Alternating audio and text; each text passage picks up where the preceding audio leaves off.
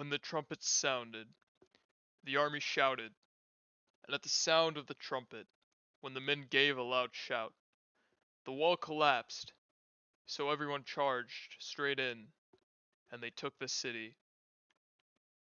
Joshua 6:20. Principality of New Antioch. Forces of the Free State of Prussia. 620th Assault Regiment. 144th Stoßtruppen Battalion. Bravo Company. Also known as Bad Company.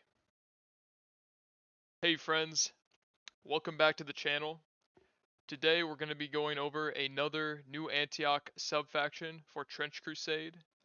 The subfaction we're going to be covering today will be Stoßtruppen of the Free State of Prussia. This subfaction is actually the first one I started to try and learn the game with.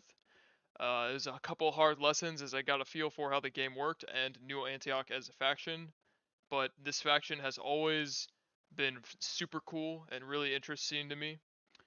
With the most recent release of the updated rulebook, which is version 1.6, Prussia has gotten some incredible buffs and has been fleshed out a lot more as a subfaction. So as someone who's been a big fan of this faction since the beginning, and now with the recent buffs and increase of attention from the devs of the game for the subfaction, I thought that this was a perfect time to make a video going over, giving a faction overview, going over a warband list for a one-off battle that I would recommend trying out, as well as recommendations for a campaign starting warband, as well as an in-depth look at units and equipment that I recommend bringing for a one-off battle, as well as covering Fireteam's strategy and tactics that is applicable to both New Antioch as a whole, but particularly for the Prussian subfaction. So, thanks for watching. I hope that this video is educational and also gives you some inspiration if you choose to make a warband with a subfaction. Please let me know if you have any feedback. Give me comments on if you have any success or failures with this list, and we'll get right to it. So first off, we're going to look at the Stoßtruppen of the Free State of Prussia as a faction overall. Thematically, it states that when the need to take out an enemy strongpoint or assault an especially powerful defensive line of trenches or redoubts arises, the Duke of Antioch often calls upon the famed Stoßtruppen forces of the Free State of Prussia. These elite units often operate in deep forward positions, and quite often they carry secret orders or specific missions from the princes of the church or the New Antioch High Command. So thematically, when you make a Prussian warband, the warband is designed with this idea of being the guys, the elite soldiers, the shock troopers who specialize in breaking through hardened enemy fortified positions. These guys are very much the idea of shock and awe. So if that kind of concept of warfare or playstyle in the game interests you, I would highly recommend checking out the Prussian subfaction for New Antioch because it should be right up your alley. Let's dive into some of the special rules that this subfaction has, and we'll kind of go over their strengths and or weaknesses. So on the left side, we've got 4 rules to go through first. First of all, expert fire teams. You may have up to 3 fire teams from the New Antioch fire teams feature. Fire teams are one of the strongest things in the game Trench Crusade and what make New Antioch incredibly special as a faction. So the fact that Prussia gets an extra fire team, so 1 more on top of the base 2 for New Antioch, is an incredible strength that in general is very good for engaging enemies and overwhelming them with firepower, but also goes perfectly hand in hand with the Prussian subfaction's playstyle. Moving down, we see the Masters of the Grenade ability. This is kind of the Prussian thing. So as you read, it says models of the Stoßtruppen Warband add 4-inch range to all of their grenade weapons. This is an incredible buff to an already strong, essentially ranged weapon that does not suffer from cover penalties or long range penalties when you roll to hit. Not to mention that New Antioch has the strongest grenade weapons in the game. Moving on, we've got forward positions. Up to 2 shock troops can have the keyword infiltrator at the cost of 10 Ducat per model. This is kind of a trade, as you will not typically have your typical trench mole Yeoman that you have in other subfactions or in base New Antioch. So the forward positions ability allows you to get some infiltrators, which are huge when you're moving up quickly on your enemy. Finally, on this left column, we have the Rapid Assault ability. At the cost of only 5 Ducat per model, any shock troopers, as well as the lieutenant, may add +1 dice to all of their dash actions. This is a amazing ability that perfectly fits the idea of the shock and awe tactics that you're going to use in Prussia, and I would highly recommend bringing it on pretty much every model that you can. Moving on to the right column, there's some limitations and unlimitations on equipment. So first of all, we've got our specialized equipment ruling that says this warband has a limit of 4 for submachine guns, automatic shotguns, and automatic pistols. Sorry, let me rephrase that. Limit of 4 for submachine guns. So they get an increase in submachine guns. And then moving on, automatic shotguns and automatic pistols are not limited to elite. So you see a increased ramping up of use of very strong close range weapons, as well as close range automatic weapons that are going to be pushed out to pretty much all of the models in your warband. And the automatic shotguns and automatic pistols not being limited to elite is also a good tool to have in your toolbox. I typically just recommend bringing the submachine guns, but it is nice to have some extra flexibility with the armory. A limitation of balance here, we have the limit to this warband not being able to bring any grenade launchers and only 1 machine gun. And I say let them have it, because we're not going to bring any of that. Essentially, with this warband, every soldier is essentially going to be a grenade launcher because of that increased grenade throwing range. And the machine gun doesn't really have great synergy with fire teams anyways, so we're happy to leave that one out. Moving on to the troop selection rule, the warband must have at least 2 shock troopers and also has an increased limit to 8. So that right there is really not going to be a problem. You're going to bring at least 3 for sure, and typically at least 5 in most of your Prussian warbands right now.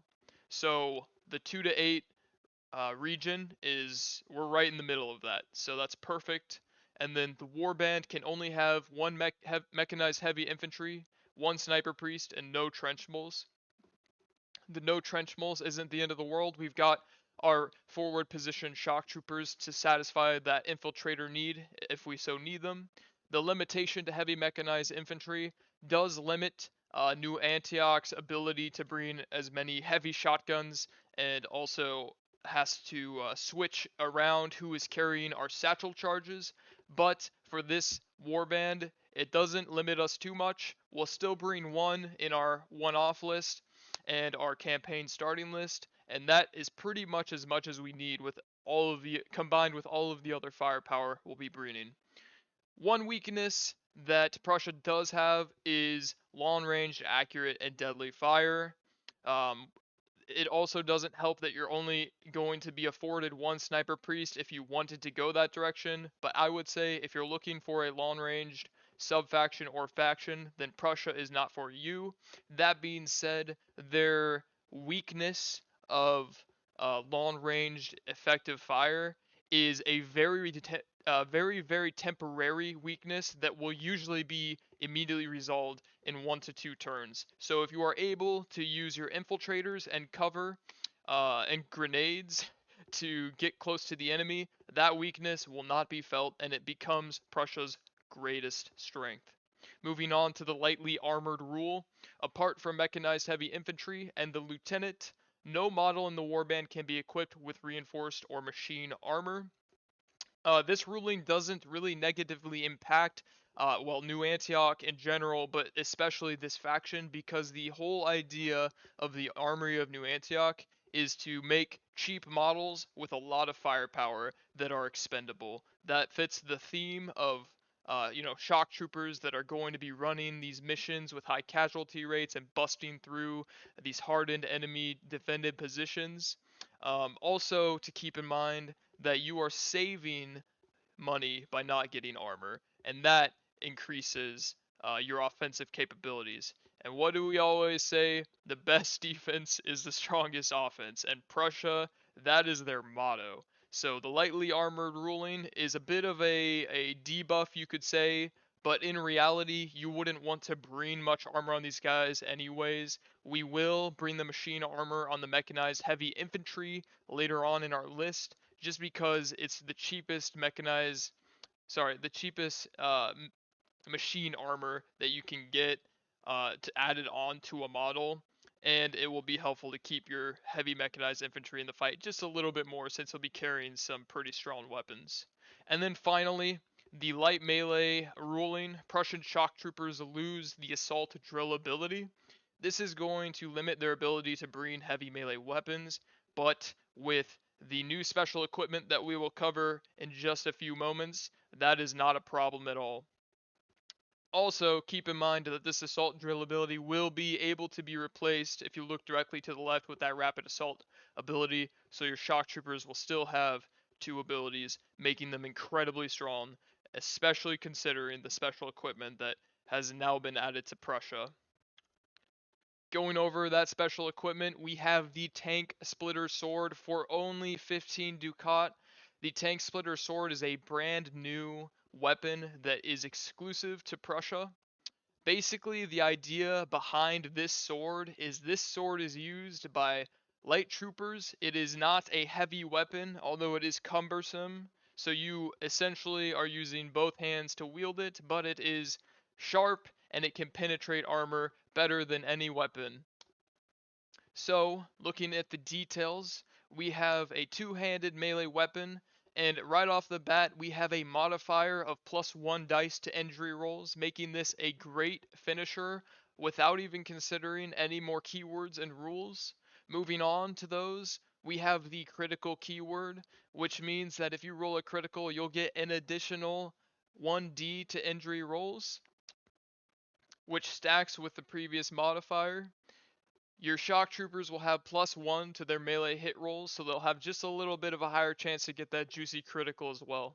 And then moving on to the special rule of this sword, this is what makes this sword incredible. So right off the bat, we'll skip over that modifier that we already covered of the +1 dice to injury rolls. The anti-armor rule for this weapon is that if this sword hits a target that has any armor modifier from any source other than a shield, the player may set 1 die of the injury roll to a 6 before the roll is made. The rest of the dice for the injury roll are then rolled as normal. This exponentially increases your chance to get a critical hit, which is going to give you that extra D to an injury roll as well. This sword is incredible. We're limited to 3, and we're going to bring 3 because this is a must-have weapon for Prussia. Moving on, we're going to look at a one-off battle list. This will be heavily influential for the rest of the video, and it's what I would recommend for a starting warband looking into this sub-faction. So, for our one-off battle, we're going with the rulebook recommendation of 900 Ducat as well as 8 glory points. So, looking at the expenses in the Ducat Realm of Thanes, we have a lieutenant. We've got to have him. He's a strong unit. And then we also have a heavy mechanized infantry with him. The heavy mechanized infantry is going to have a ton of equipment as well as machine armor. And then moving on, we're going to have 2 combat engineers with identical loadouts. And then we've got our Shocktroopers. 3 of our Shocktroopers will have identical grenade and melee focused builds, and then we'll have 2 Infiltrator Shocktroopers that are carrying flamethrowers. That kind of summarizes the gist of our Ducat based units. We have also hired 2 mercenaries with our 8 glory points, one being the Observer, who is a very good unit, especially in tandem with New Antioch, especially for the cost of only 3 glory points. And then we have the must-have Communicant Anti-Tank Hunter for 5 glory, adding up to a total of 900 Ducat, 8 glory points, and a whopping 11 units on the battlefield. This is a very high volume force that also has an insane amount of firepower spread out across all of the models. Now we're going to take a look at each individual unit and all of the gear and equipment that they'll bring and talk about how to use it effectively. So first off the bat, we'll take a look at our lieutenant. His call sign is Bravo 36. He's going to be your platoon leader in this company. And he's going to be a very aggressive, right up in the action unit who's going to be fighting side by side with your frontliners. So looking quickly at the lieutenant in general, he's got 6-inch of infantry movement. He has a outstanding +2 dice to both ranged and melee rolls to hit. He has no base armor, and he's got 2 abilities. The first ability is the standard tough. Basically that means that if you have a attack that would basically kill him, he gets to go down instead 1 time and gets a second chance to get back into the fight. Finally, in his ability list, we have the On My Command ability. As you read, it says once per turn, as an action, the lieutenant can instead force the opponent to activate one of their models that the lieutenant can select from amongst the models they can see. This then ends the activation of lieutenant. This ability is something that's really big for New Antioch, and that's just the simple idea of action economy manipulation. What I mean by that is that you get a certain number of turns around and your enemy gets a certain number of turns around, and you have to pick a certain model or a certain fire team to spend that action on, and then you alternate with the opponent back and forth.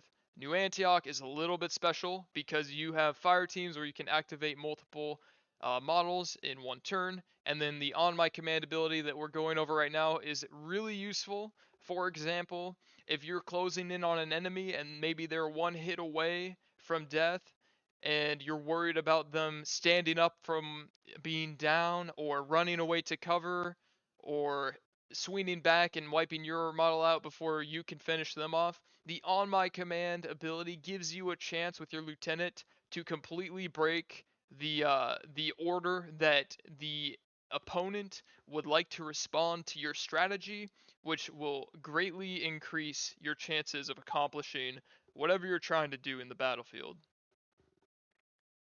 Going down, let's take a look at his weaponry. He's got the automatic rifle. This is one of the best ranged weapons in the New Antioch armory. It's 2-handed. It has a very nice 24 inches of range distance, as well as allowing you to make 2 separate attacks. If you look at the rules, they can make 2 attack actions with a ranged attack, but they both must be against the same target. If you keep going to the right, you'll see that it does have the keyword assault. The keyword assault we'll go over later, but this is a incredible keyword that you are going to want on pretty much every ranged weapon you have for this subfaction. Moving on to melee weapons, we have the sword, one-handed sword, with the keyword of critical. With the +2 melee dice to hit that the lieutenant has, he has a very solid chance to run up and get a critical with the sword, and then he has the offhand weapon of the trench club. So when you make a melee attack with this guy, you'll get 2 attacks with each one-handed weapon. Make sure that you attack with your sword first, because your offhand weapon does have a -1 dice to hit penalty, and you want to have as many dice to hit as possible so you can possibly score a critical hit with your sword. Finally, we spent that meager extra 5 Ducat per model for any Shocktrooper and Lieutenants to give him the +1 dice to all of his dash actions. This is going to just be incredibly useful in maneuvering the battlefield, dodging out of the way to cover, and closing in on your enemies quickly before they can respond to you and wiping them out. Moving on to our next unit, we have our heavy mechanized infantry, call sign Brawler. This heavy mechanized infantry has the regular 6-inch of infantry movement. It does have a +1 ranged dice to hit, none for the melee hit, and a automatic -2 armor. It comes naturally with reinforced armor, which we will bring the upgraded 10 Ducat machine armor for the heavy mechanized infantry. Looking at that machine armor to your top right, you'll see that this grants a whopping -3 modifier to every injury roll against the model wearing this armor, and it treats down injury results as a minor hit instead. Our heavy mechanized infantry doesn't have the tough keywords, so don't worry about that in the parentheses. And then finally, it does put a limitation on the charge distance, so due to its bulk, the wearer rolls D3 instead of D6 for your charge distance. That's going to be okay because you're not going to want to charge with this guy into melee combat anyways. You're going to want to keep him close. He's a close ranged unit, but you want to use range attacks with him given his range dice to hit as well as the ranged weapon he is bringing. Finally, it cannot be combined with any shield.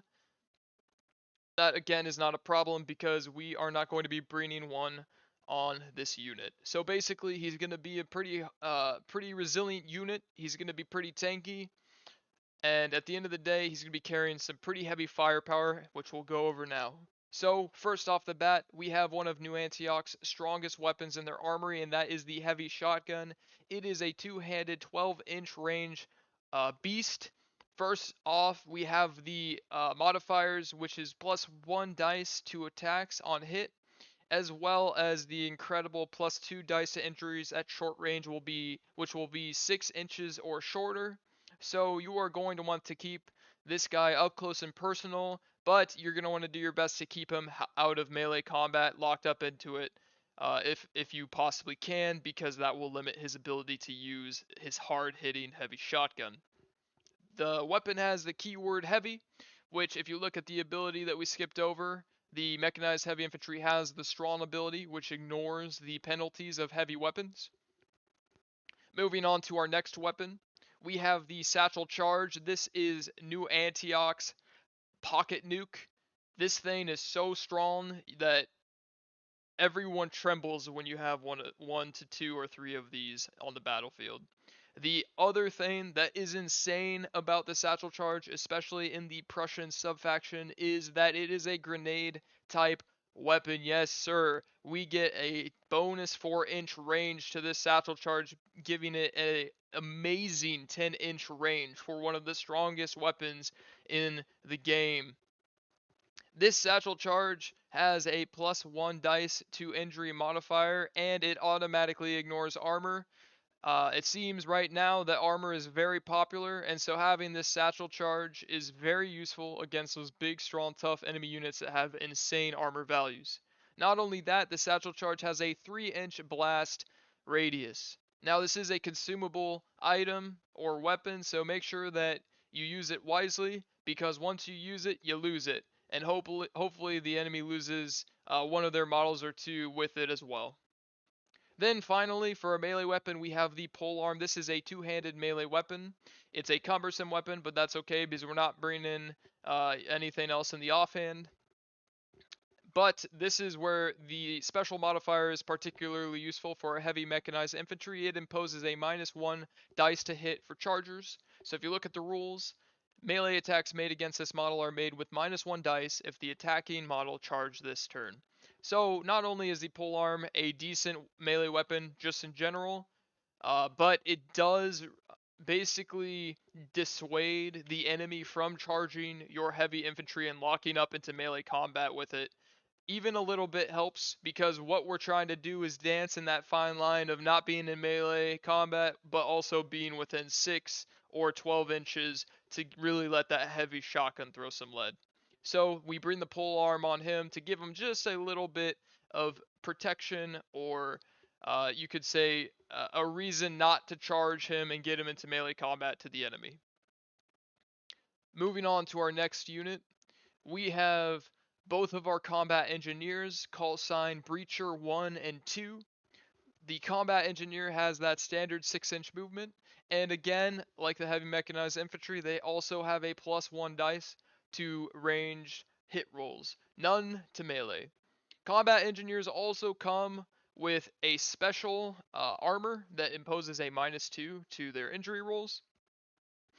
Looking specifically at that special armor on the top right, it gives you that -2 modifier, and it also is especially resilient against shrapnel-based weapons. As you'll see, it says all weapons with keyword shrapnel suffer -1 dice on all injury rolls against the combat engineer. Basically meaning that if they do get hit by a shrapnel weapon, it's very likely it will do little to no damage. And not only that, it has the same function as a combat helmet, meaning that you do not get the automatic extra blood marker from shrapnel attacks. And this applies even if the shrapnel attack working, if that attack does not consider armor, the shrapnel still does not work against you on attacks that ignore armor. Looking at their abilities, we've got Battlefield Demolition. The engineer ignores heavy rules for satchel charges. This is essential for us because we can only have one heavy mechanized infantry, so these guys are going to be our satchel carriers aside from the one heavy mech that we did bring. And then we've got the fortification ability. During their activation, an engineer can take a risky action with +1 dice.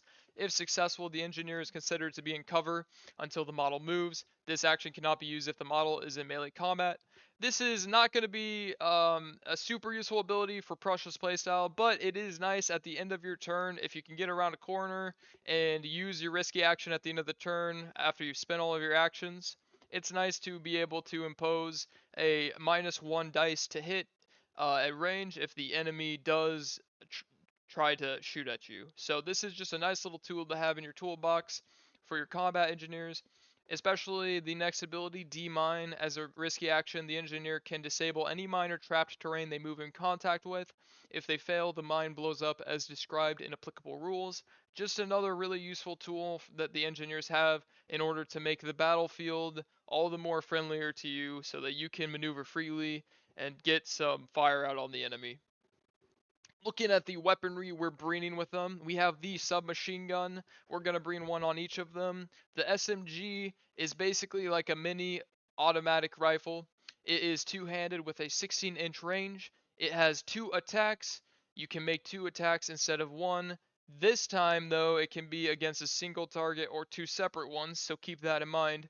And it has that magical keyword of assault that we are looking for on pretty much every unit in this sub-faction warband.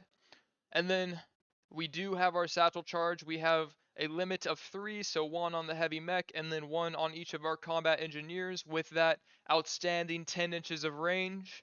We've already covered the modifiers and keywords for that, so we will skip onward to our melee weapon. The engineer doesn't have a trench club normally, but he does automatically come with the equipment of the shovel. The shovel also allows them to deploy into the game with cover, as well as if in the last sentence it says if a model equipped with a shovel has 2 hands free, it can use it in melee combat as if it were a trench club. The trench club is nothing special, but it is a down and dirty decent melee weapon to bring into a melee fray, so your combat engineers will not be defenseless if they get locked up in melee combat. Moving on to our next units, we have our Giant Slayers. These are our 3x shock troopers that are going to be melee focused. They are going to have a 6-inch of infantry movement. They're going to have no bonus ranged die and a bonus single dice to melee hits. The shock trooper can be equipped with any weapon, armor, and equipment from the new Antioch armory. There is 2 things that we have to bring on these guys, and that's all. Before we get there, though, we'll look at their abilities. First and foremost, they have the shock charge ability. When a shock trooper charges, roll 2d6 instead of 1d6, and then add the highest of the 2 dice to their charge move. This is going to be huge in closing the gap to get to the enemy quickly and engage them in devastating melee combat with these guys. And then finally, we have the Rapid Assault ability that replaces the other ability which was removed in the rules of the subfaction. At the cost of +5 Ducat per model, any Shocktroopers and Lieutenants may add +1 dice to all their dash actions, again making these guys incredibly quick and deadly. Now, going on to the two weapons that we brought on these guys. First, we have our ranged/grenade weapon. The grenade has the keyword type grenade, obviously, which is going to give us the 4 inches bonus to the already long ranged 8 inches for a grenade weapon. So essentially this is going to turn it into a 12-inch ranged weapon, which is very, very far range for a grenade weapon that has no disadvantages on cover or long range attacks. And it also has the assault keyword that we are hunting for, shrapnel keyword to increase blood marker generation, and then a 2-inch blast radius in case you can land a hit on multiple grouped up enemy models. Now, if you look at the rules, grenades have a blast of 2 inches. All models within 2 inches of a model are hit, but models other than the original target roll injuries with -1 dice. So obviously keep that in mind. You want to do the most damage to the most important model at the time that you're trying to basically eliminate as soon as possible. But it is still a nice spread of juicy blood markers to nearby enemy models. And then we have our famous tank splitter weapon that has recently just been gifted to Prussia by the Divine. This is our two-handed melee weapon. It gives us the +1 dice to injury rolls. If we get the critical, it gives us another +1 dice to injury rolls. And then if the enemy has any armor modifier from any source other than a shield, we get to set one of those injury rolls to a 6 before the rest of the roll is made, making this one of the strongest melee finishing weapons in the game. Moving on to our final two Prussian units, we have again 2 Shocktroopers with the same lineup of abilities. We can see that if you look to your right, we're able to afford Rapid Assault on one of them, which is going to be okay because these guys are going to be our infiltrators, so they won't have to cover too much ground in the beginning anyways. Now, these flame troopers, they're not going to have any melee weapons. They're going to function a little bit differently than the rest of the warband, but they are going to have the flamethrower, which is a two-handed weapon with an 8-inch range. This has a -1 dice to injuries, to injury rolls, but it does ignore armor and have the keyword fire. So essentially, this weapon is going to be playing off of the keyword fire. So first off, if you look at the rules, a flamethrower automatically hits one model within range with its attack action. You do not have to roll to hit. It ignores armor.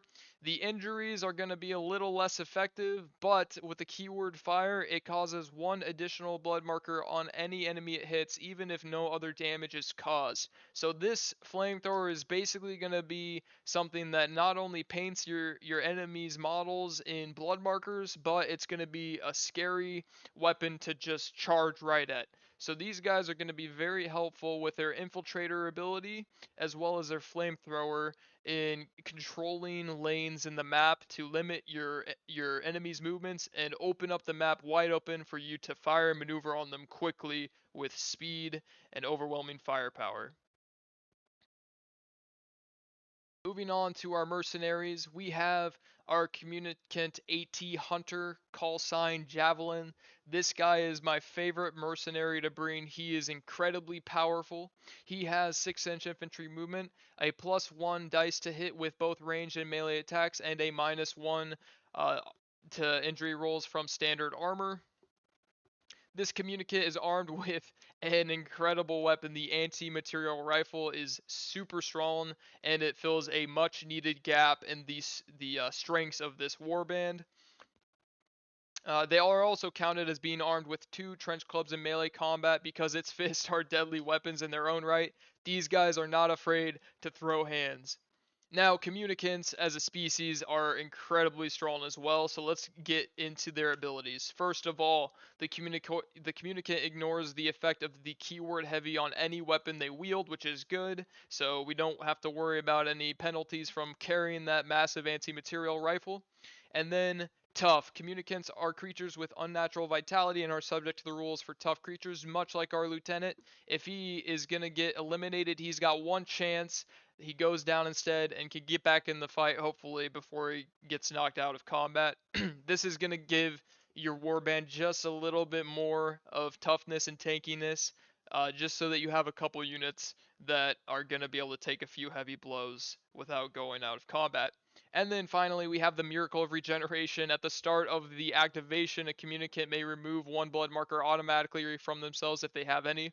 This guy's going to be in your very back line, so if he gets any chip damage from long range attacks or artillery or anything like that, this is a great ability to just slowly heal him because he shouldn't be taking too many attacks while the enemy is dealing with just a swarm of shock troopers, which will keep him in the fight for longer and longer and make his attacks more likely to hit.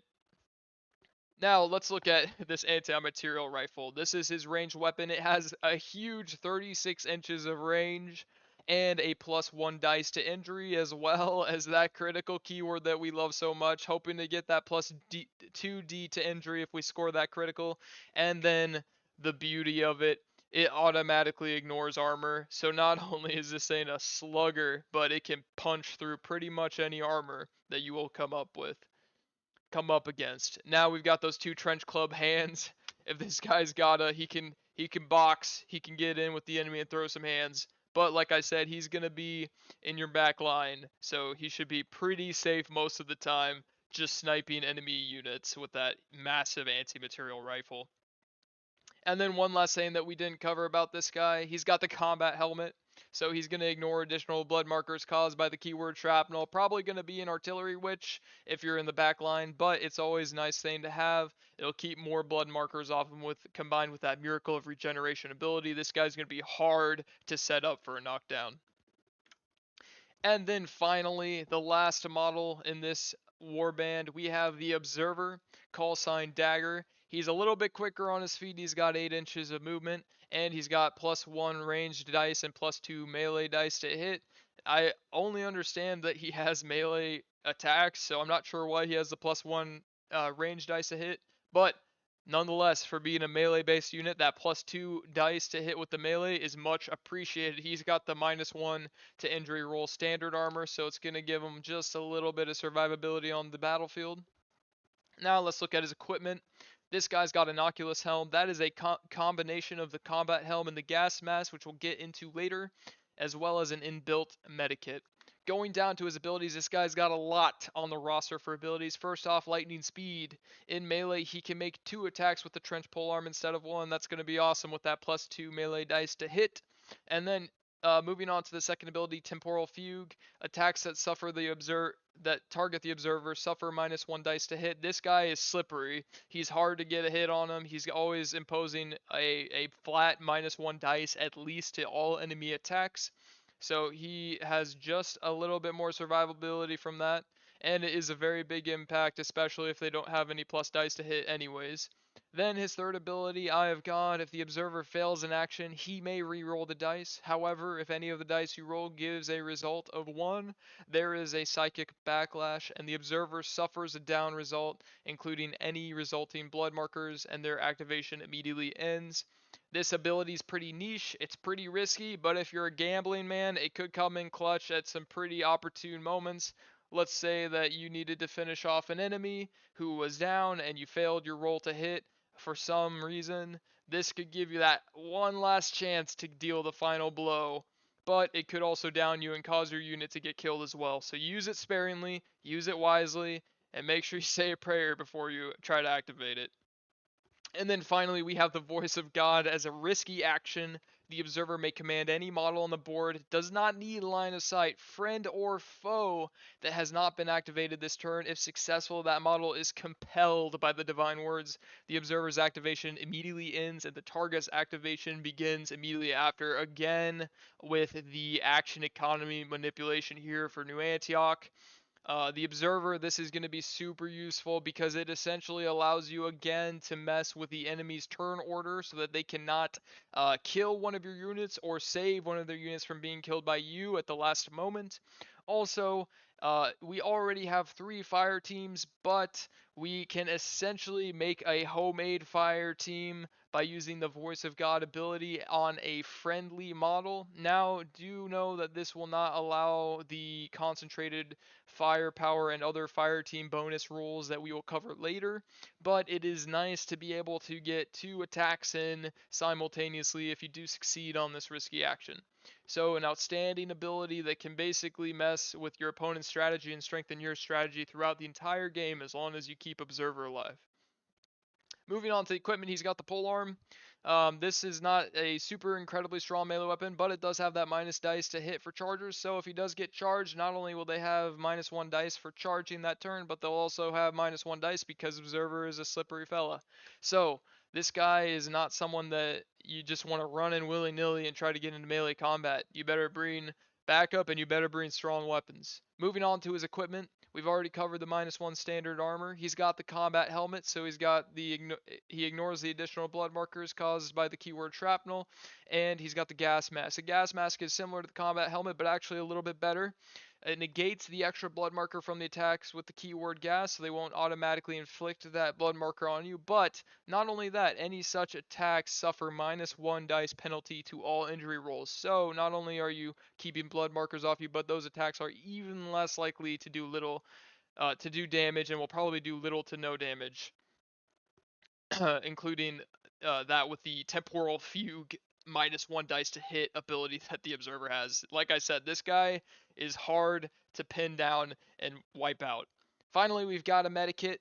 The medikit rules say that with a medikit you can take a risky action to remove 1 blood marker from any one friendly model, or including the model itself carrying the medikit within 1-inch range of the model or the model carrying the equipment. And it can also be used on a friendly model who is down to regain their footing. So this item is super nice. It's not amazing, but it can come in clutch. First of all, it's just nice to have someone who can take some blood markers off your army who are not directly in the line of fire. And this guy can run in and really save someone who is down and doesn't have an activation this round. Like, so let's say that he's already activated, he gets knocked down. This guy can sweep in and save the day and stabilize that guy so that he doesn't get wiped out this round before he can react. So the Observer is a full-on utility to your warband. He's got a lot of tools in his toolbox, and he's just nothing but a force multiplier to your strategy and someone who can negate a lot of the strategy of the enemy team. So I definitely recommend bringing him for an outstanding 3 glory price. This guy is a bargain bin diamond. Like, you gotta bring him if you can afford him. And that summarizes our one-off warband list. We've looked at, what I recommend to bring for your one-off list, as well as in depth at all the units, as well as the equipment and abilities and weaponry that they have. Now let's just kind of look at a example of a campaign starting warband. So we're going off of the rulebook's base of 700 Ducat, no glory points starting out with. So for the Prussian warband list that I would recommend giving a try is we're going to take our lieutenant.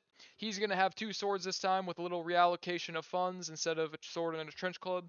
Our heavy mechanized infantry is going to have machine armor, the heavy shotgun, and the polearm. He's dropping the satchel charge. We're going to wait until we can save up some more money before we get those expensive but highly deadly consumable items. And then we have 6 shock troopers this time. We've dropped the engineers because we are mostly using them for those consumable satchel charges. So we've got our 2 shock trooper flame troopers with infiltrator. And then one of them has rapid assault, one of them doesn't. And then we've got 4 shock trooper melee grenade builds. 3 of them are identical with the tank splitter and grenades. And then since we ran out of tank splitters, we had to give the 4th guy a sword and a trench club. Still a very lethal combo, as you will see with the lieutenant in the one-off list. Super good. Just attack with that sword first on that shock trooper, so you have the highest chance to get that critical. So this is what I would recommend. Now, there are some people who would recommend bringing a lot of elites for a campaign. That's also a viable strategy, but just the way that Prussia works as a sub-faction, I definitely recommend just going for more of a higher volume of units that are good at trading up and taking out elites, even though your units are not elites. So this is what I would recommend to give a try for a campaign starting warband. If you have any feedback, please leave a comment. I'd love to hear it because I haven't run too many campaigns with Prussia just yet. but the one-off battle results have been pretty incredible so far. Now that we've looked at both a one-off list as well as a campaign starting warband list example, let's kind of get into the nitty-gritty of New Antioch and Prussian strategy and go over our Fireteam recommendations and talk about how everything comes together and why Prussia is just so outstandingly lethal. So first of all, let's look at the warband as a whole. We're going to go based off of the one-off list for this discussion going forward because that's kind of like, you know, the dream team, the ideal goal, and what we're striving for with the sub-faction. So we've got the premise of speed, surprise, and violence of action. If any of you have served in the military, you may have heard that before, and that's exactly what Prussia does. These guys are fast as hell. They are incredibly surprising. They basically can, with their speed, can ambush the enemy even though it's not even set up, essentially closing in like a swarm. And they have a violence of action. These guys have overwhelming firepower. They can get blood markers on everything. They have some of the hardest hitting weapons in the game. They have an immense amount. Now, if you'll look at my far to near chart, as you'll see, I pushed it all the way over to the left of the screen this time.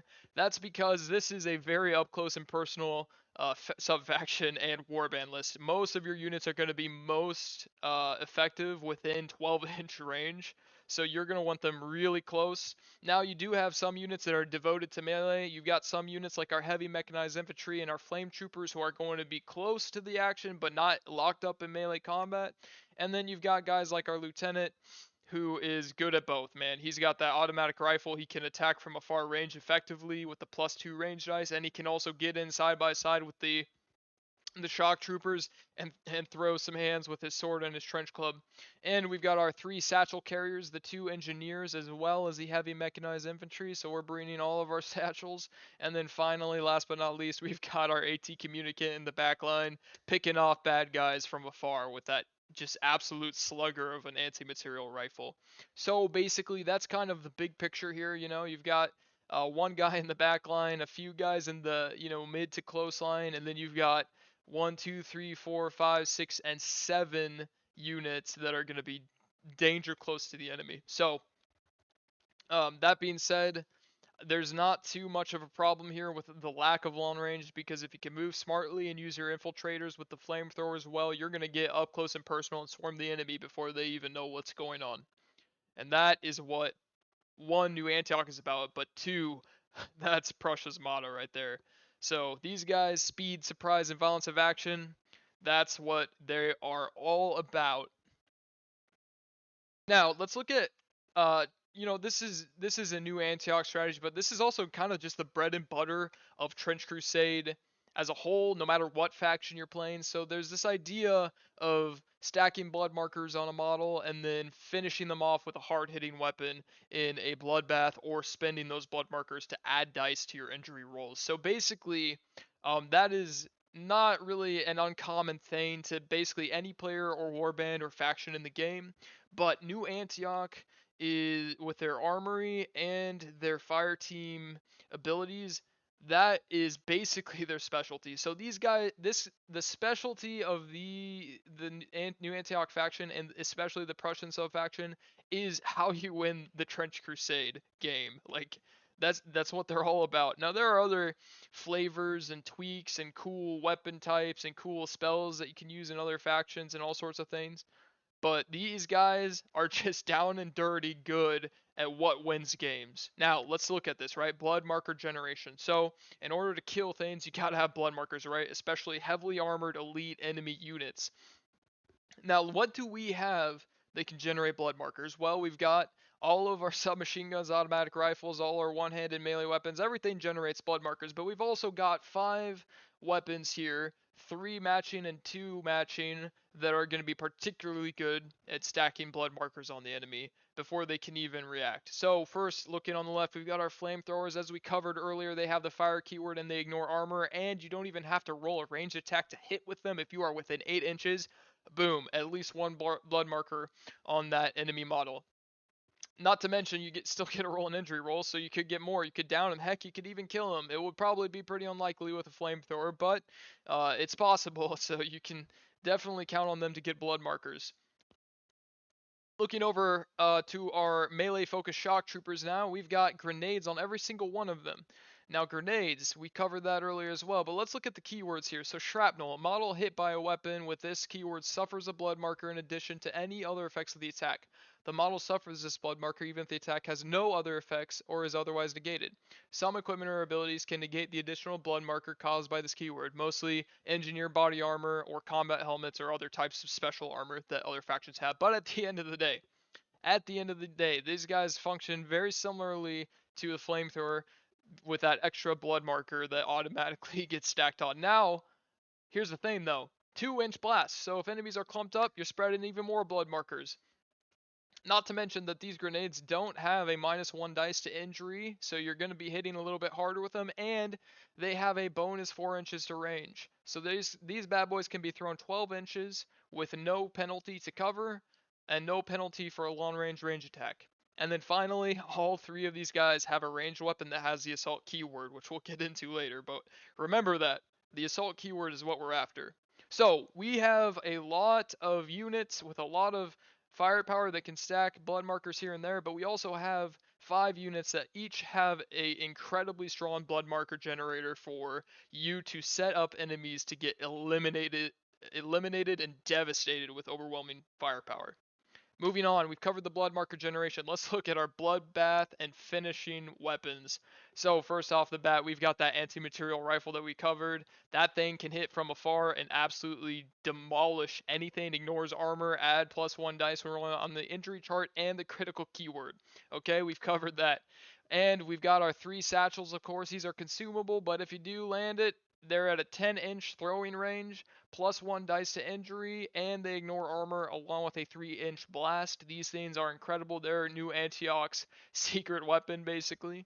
Of course, we've got our heavy shotgun also on the heavy mechanized infantry, so that guy's going to have 2 heavy hitters, 1 consumable. That's why we put the machine armor on him, because we want to protect that bad boy, because he's got a lot of firepower. So that heavy shotgun's got a 12-inch range, +1 dice to a ranged roll. The heavy mechanized infantry also has the base +1 dice to a ranged roll. And if you can get in within 6 inches, you get that +2 dice to injure at short range, which is incredibly strong. And then finally, last but not least, we've got our beloved tank splitter that is the new uh, Prussian melee weapon. This thing is absolutely nuts. 2-handed weapon +1 dice injury rolls, critical keyword as well, as we've said multiple times. If it has an armor modifier, the enemy does, from anything but a shield, you get to automatically get half of your crit done because you get to make a roll automatically a 6 and then roll the rest of the injuries. So you've got 1, 2, 3, 4, 5, 6, 7, 8 bloodbath finishing weapons in your warband. That is an outstanding amount of firepower. Not to mention that you've got like the lieutenant with the automatic rifle, like that is going to be strong. Even the one-handed sword on the lieutenant is going to be strong if you get enough blood markers on something, but these guys are going to be your go-to when you need to kill something dead. So we've kind of talked about the general strategy of Trench Crusade as a whole. We've talked about the new Antioch armory and what we brought in our list of how we can set up enemies with blood markers and then knock them down with hard-hitting weapons. Let's look specifically at our list for the sub-faction of Prussia and talk about just like the tactics for our fire team. So we'll go over which fire teams I would recommend, as well as basically a couple examples of how to use them most effectively. So first off the bat, my recommended fire teams for this one-off list are Fire Team 1, you're going to bring your lieutenant with a melee shock trooper. Fire Team 2, you're going to bring a flame trooper with a melee shock trooper. And then Fire Team 3, you're going to bring a flame trooper again with a shock trooper, keeping in mind that that flame trooper does not have the rapid assault ability. But at the end of the day, it's pretty straightforward, guys. Pretty simple. You're going to want those tank splitters in every single fire team. And we've got 2 flame troopers in their respective fire teams, as well as our beloved lieutenant with the 3rd shock trooper with the tank splitter. Now, let's go into in-depth look at these fire teams and kind of cover exactly how you would want to use these in a perfect scenario. It's not always going to work out this way, but it kind of shows you the absolutely insane and crazy things that you can pull off with these guys. So first off the bat, there's going to be an information overload on your screen because we got to cover a few things. So this is going to be covering the Fireteam tactics and ideal attack algorithm that you're going to be using with a Fireteam of 2 guys. So first of all, we finally got to the assault word that we've been talking about the whole time. Looking at this, ranged attacks made with weapons that have this keyword do not prevent a model from charging during the same activation. A charge may only be made if a single ranged attack is made with a weapon with this keyword, regardless of any other rules that the weapon might have. So essentially what that says is if you're charging in for a melee attack, you are able to make one range attack and then go in and charge and conduct your 1 or 2 even melee attacks following that, which allows you to get 2 to 3 attacks with 1 unit. Not to mention that these units are in Fireteam, so that combined with 2 units and multiple attacks per unit, you're going to be dishing out an insane amount of damage. Now, let's look at the Fireteam rules, right? So we've been talking about Fireteams. They're incredible for New Antioch.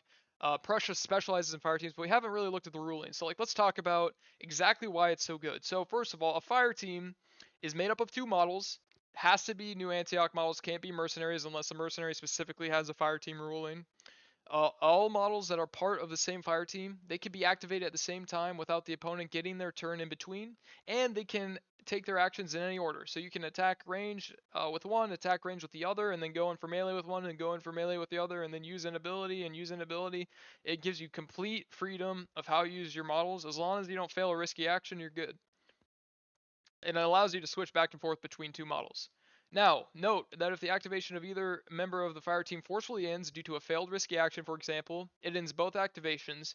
Allies cannot be part of a Fireteam. That's going to be your mercenaries. So, this is why, for example, the MG isn't the best in a Fireteam because, 1, it's going to be slow, it's more range focused, not melee focused, but if you fail that, using that MG, it's a risky action and it will end your Fireteam. So, it's not really useful on Prussia. Going down, concentrated attack, okay? If you're going to pay attention for 1 minute in this entire video that's probably going to be over an hour long, this is what I want you to pay attention to. Concentrated attack. This is the beauty of New Antioch and especially Prussia. If a model in the Fireteam makes any kind of attack action, ranged or melee, against an opponent where the other member of their Fireteam has already hit it with an attack action during the same activation, the cost of a bloodbath is reduced to 3 blood markers against the opponent, whether the model is standing or down. So normally it would be 6 blood markers if they were standing and 3 if they're down, but it is reduced to 3 if they are standing. So if you're not familiar, a bloodbath essentially allows you to roll a 3rd dice to your injury roll, but instead of taking the top 2, you're going to add all 3 together, which is an insanely hard hit. Now, if you compare a bloodbath with an already hard-hitting weapon, the chances of you killing a enemy, I want to say, have got to be pretty close to 100% if you stack them up with enough blood markers and you pull off the bloodbath and you line everything up right. So this concentrated attack is what it's all about. This is your supernova secret weapon. This thing with your fire teams is gonna let you wipe out the enemy before they can even react. It's actually insane. It does take setup and strategy and good list building and a little bit of luck, but this is such an overwhelming level of firepower that really no faction can touch what you're able to do in New Antioch and especially Prussia. So let's look at just exactly what that looks like with an example of a fire team. So first of all, we've got our fire team with our lieutenant and our flame trooper with rapid assault. Okay, so looking at the weaponry they're bringing down in the bottom right, we have an automatic rifle, a grenade, a sword, a trench club, and a tank splitter sword. So if you look at the top right, this is kind of the ideal situation. Now, based on positioning or if they have blood markers on them, stuff like that, they might not make all these attacks happen, but this is, in a perfect world, what you could potentially pull off with this fire team. So first, you make a range attack with your lieutenant's automatic rifle. That's going to be +2 range attack with his base stats, and it has the keyword assault. So he's going to be able to run in shortly. But before you do that, you're going to want to make a range attack with the grenade, which is a guaranteed blood marker and also has the assault keywords. So right off the bat, you have a guaranteed blood marker and a ranged attack with the lieutenant that's very likely to hit. So there is a very high chance that you are going to satisfy the criteria for one or the other members of the fire team that basically says that if another member of the fire team has hit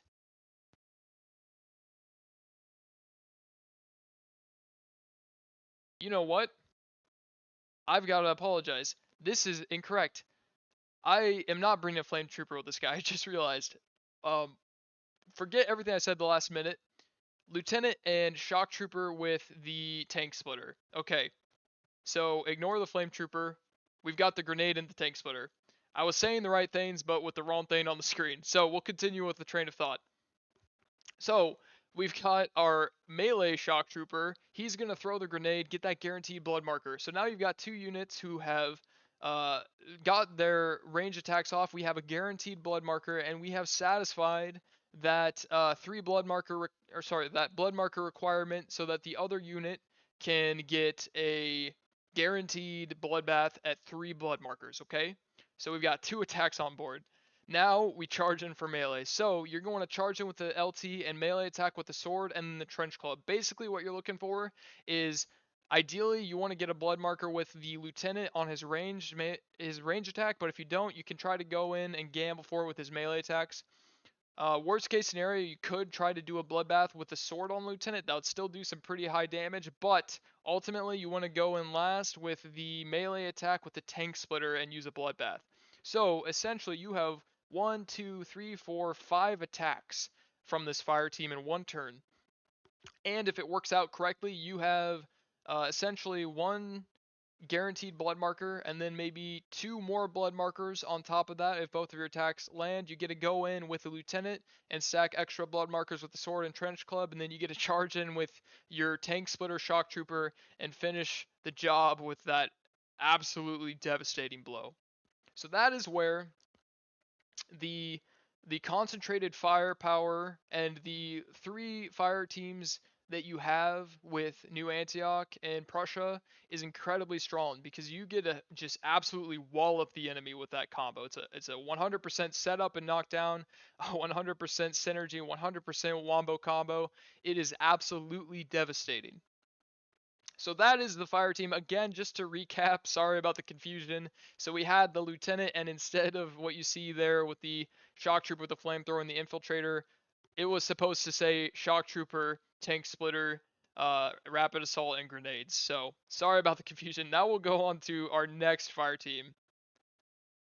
So this is what our other 2 fire teams are. So on these 2 fire teams, this is where your flame troopers are, and then we also have our melee shock troopers. So right off the bat, same principle, right? We are trying to get a blood marker with this fire team so that the other fire team member can go in and get a guaranteed bloodbath at 3 blood markers standing or down. So this is really easy with these guys, because essentially you have your flamethrower go in, you automatically get the blood marker, you might even get extra blood markers with that flamethrower, and then you throw the grenade with your melee shock trooper, which is going to give you another guaranteed blood marker and even more, and then that grenade has the assault and you charge in with your tank splitter. So essentially you get 3 attacks, 2 of which have a guaranteed blood marker, and the third one with an absolutely devastating melee attack. Now, here's the thing, right? 2 guaranteed blood markers. If they don't have any and you miss your attacks, that's sadly not going to give you the 3 blood marker requirement. But at the end of the day, you could still go in and swing with your tank splitter and get 2 blood markers that you could add on to the injury roll and still do a devastating hit. But in a perfect world, if you get this ideal attack algorithm pulled off with these other 2 fire teams this way, you are basically looking at satisfying 2/3 of the requirement on an enemy with absolutely no blood markers on them from the get-go, right? You are 2/3 of the way there. So if you get just 1 more blood marker on that enemy and the flamethrower hits, you get to run in with that tank splitter and trigger a bloodbath. That is why I have set up the fire teams this way. Now you may ask, why don't you have, your heavy mechanized infantry in a fire team? Why don't you have your engineers in a fire team? They have heavy hitters, they have the satchels, the heavy mechanized infantry even has the heavy shotgun, and honestly, at the end of the day, this is kind of my philosophy behind it. First of all, your engineers are going to be only have one heavy hit. It's a consumable, right?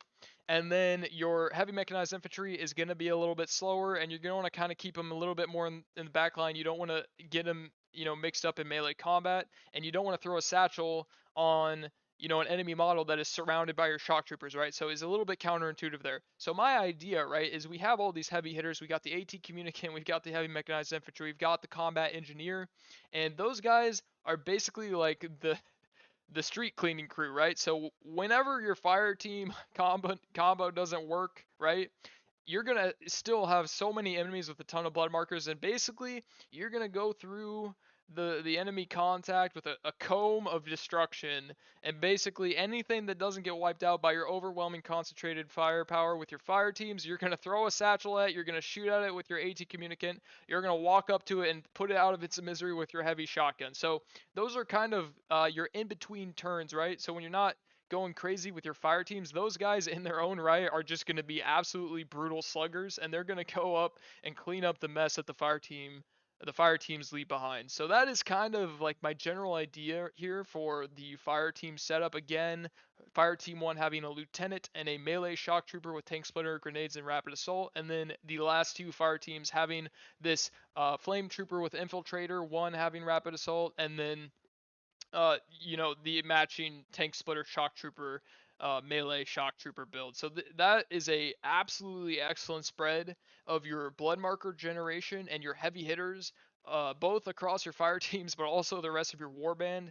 Basically, every single model that you're bringing to the fight here is incredibly deadly and should be viable in engaging almost any enemy unit that may come your way. If you can play with just a little bit of strategy, a little bit of positioning, and you focus on that speed, surprise, and violence of action, you will absolutely devastate pretty much most situations that the enemy may find themselves in, because you're going to be moving like a steamroller very quickly and taking out the enemy before they even know how to react. And that is what the strength of Prussia is all about. So that kind of concludes our look. Sorry if the video was a little bit long, sorry if there was any errors, but that is a summary of the Prussian subfaction. We have looked at kind of thematically what the subfaction is all about. These are elite guys. They go against hardened objectives. They suffer high casualties, but by God's will, they will break through any obstacle. And when they get in there, they're going to just tear through the enemy. Absolutely just blitzkrieg style, shock and awe, like Sons of Thunder. These guys are gonna just trample over any enemy that is behind whatever defenses that they break through. So that is what Prussia is about.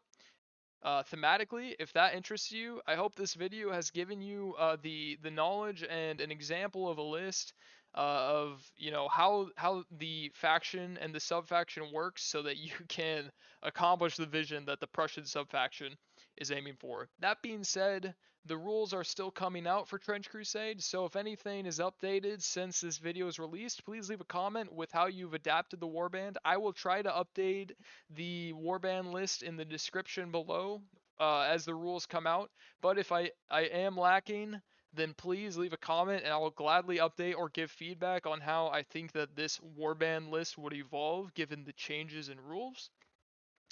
And then finally, we went over a example of a campaign starting warband. Give it a shot if you can. Let me know how it goes for you. I'd love to hear some more feedback on that.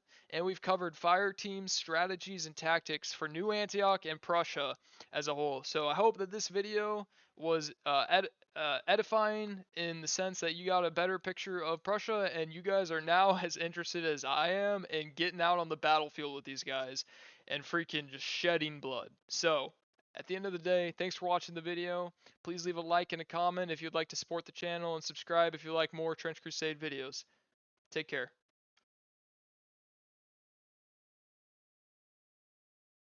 Blessed be the Lord, my rock, who trains my hands for war and my fingers for battle. Psalm 144:1.